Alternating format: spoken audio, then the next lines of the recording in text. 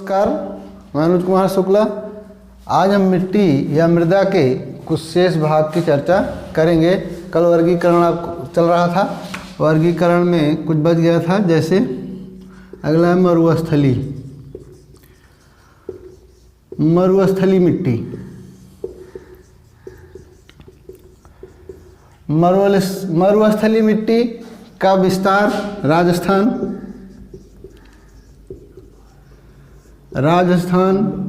दक्षिणी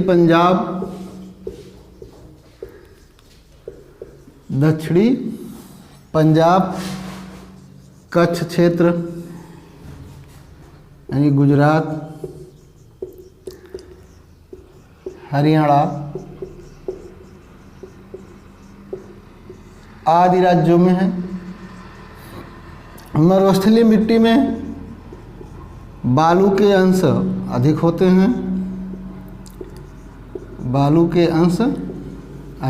हैं, जीवांश कम होते हैं। जब जीवांश कम है इसका मतलब उपजाऊ भी ये क्या है, कम है। तो इसमें मुख्य रूप से मोटे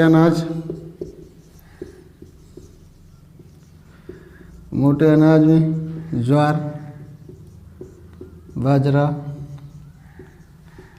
आदि फसलें उगाई जाती हैं। यह है मरुस्थलीय मिट्टी।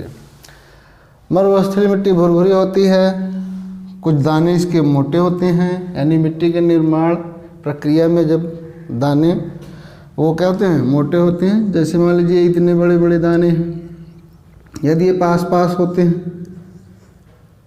ये पास हैं, फिर इनके ऊपर ये, तो इसमें गैप अधिक होता है, इसलिए जल ग्रहण करने की क्षमता इसमें क्या होती है, अधिक हो जाती है। तो चूँकि बालू मिट्टी के अंश या बलुई मिट्टी या बालू के अंश इसमें अधिक होते हैं, इसलिए जल ग्रहण की क्षमता इसमें अधिक होती है। यहाँ पे एक चीज़ ध्यान रखिएगा, जिस मिट्टी के कण महीन एकदम बारीक होंगे उसमें जल धारण की क्षमता अधिक होगी, और जिसके कण बड़े होंगे, मोटे होंगे, उसमें जल ग्रहण की क्षमता अधिक होती है। ये हो गई मरुस्थलीय मिट्टी। अब आगे हम मरुस्थलीय मिट्टी के बाद पीट, इसी को कहते हैं दलदली मिट्टी।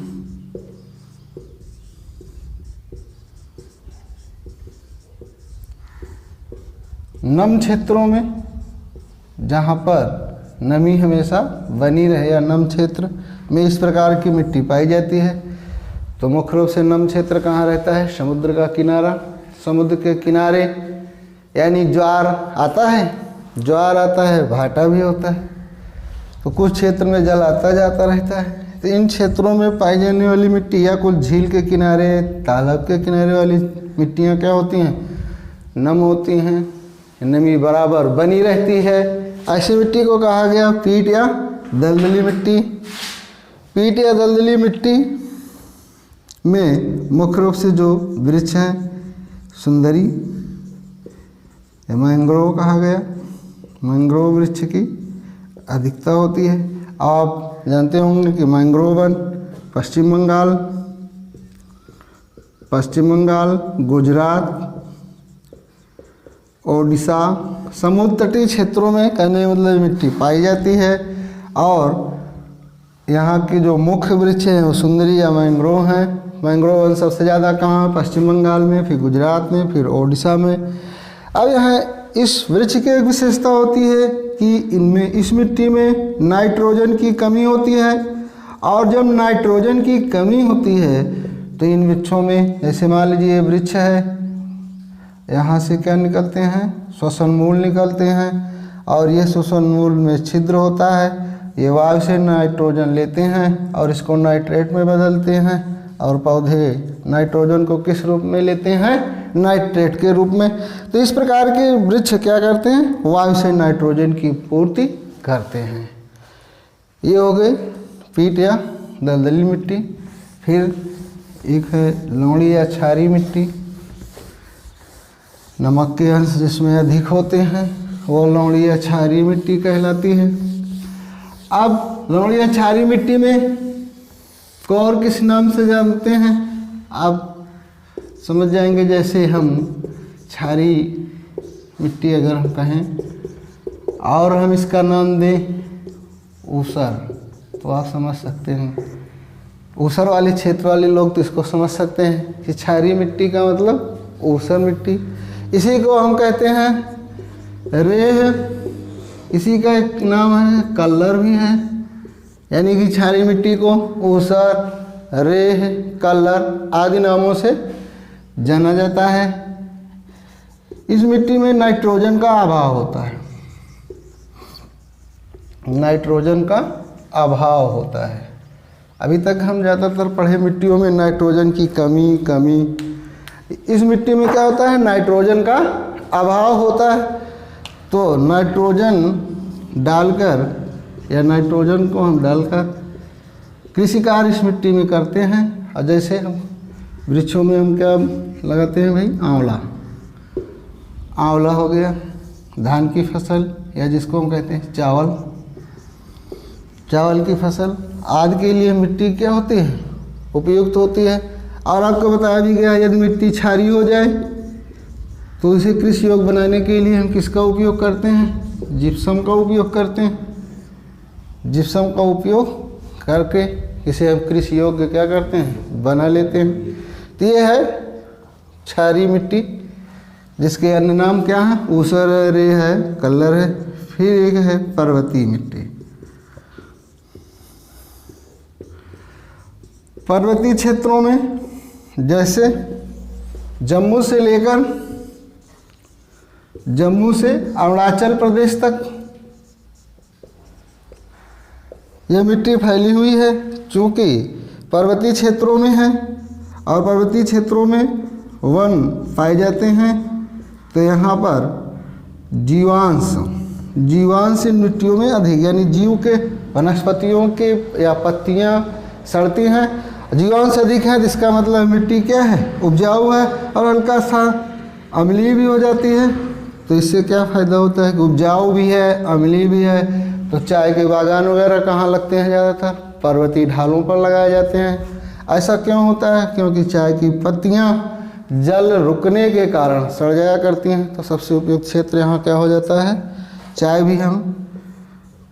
इसके अतिरिक्त यह मिट्टी किसके लिए, सेब, नाशपाती जानते होंगे आप, नाशपाती का नाम सुने ही होंगे, सेब का सुने ही होंगे। सेब, नाशपाती आदि के लिए क्या होती है, ये मिट्टी उपयुक्त होती है। साथ ही साथ चाय के बागान भी हम ज़्यादातर कहाँ लगा लेते हैं, पर्वतीय ढालों पर लगाते हैं। तो ये है मिट्टियों का वर्गीकरण। 8 प्रकार की मिट्टियाँ मुख्य रूप से, कुछ उप प्रकार भी हैं। जैसे अब 2-4 थोड़ा सा जान लीजिए कि प्रश्न ऐसे बनता है कि सर्वाधिक उपजाऊ मिट्टी कौन सी है, सबसे अधिक, यानी वही मिट्टी सबसे अधिक उपजाऊ होगी जिसमें ह्यूमस की मात्रा अधिक होगी। तो ह्यूमस होता किसमें है, ह्यूमस एक उप प्रकार है दोमट मिट्टी का।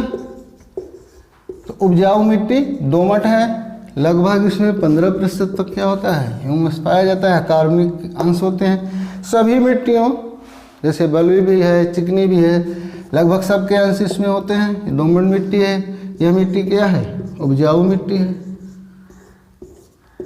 फिर आता है कि जल धारण सबसे ज़्यादा किसमें, जल धारण की क्षमता यानी जल को अपने बनाए रखना, चिकनी मिट्टी, चिकनी। और हमने कहा नहीं क्ले सॉयल, क्ले सॉयल, चिकनी के अंश किसमें ज़्यादा होते हैं, काली में। तो बड़ी मिट्टी यानी 8 वर्गीकरण में जो हम देखे, इसमें काली मिट्टी होगी जल धारण करने की क्षमता। यदि उसमें काली नहीं है, मान लीजिए चिकनी मिट्टी दिए है, तो आपका उत्तर चिकनी मिट्टी हो जाएगा। क्योंकि इसके सबसे बारीक कण किसके होते हैं, क्ले सॉइल की, चिकनी मिट्टी के। जल ग्रहण की क्षमता, ये तो उदाहरण हो गया। जल ग्रहण की क्षमता किस मिट्टी में, बलुई मिट्टी। यदि आपके पास बलुई विकल्प नहीं है तो आप वहाँ पर देखेंगे मरुस्थलीय मिट्टी भी रहेगी। मरुस्थली। तो इस प्रकार से ये मिट्टी आज पूरा हुआ। कल हम लोग वन और विभिन्न क्षेत्रों में आपने देखा कि मिट्टी के प्रकार अलग अलग हैं। जलवायु के बारे में थोड़ा सा चर्चा किया गया कि जलवायु भी अलग अलग है। तो उस आधार पर विभिन्न क्षेत्रों में अनेक प्रकार की वनस्पतियां हैं भारत में। विश्व में भी कुछ थोड़ा बड़ा चर्चा किया जाएगा। साथ ही साथ भारत में वनस्पतियों के प्रकार की चर्चा की जाएगी अगले वीडियो में। धन्यवाद।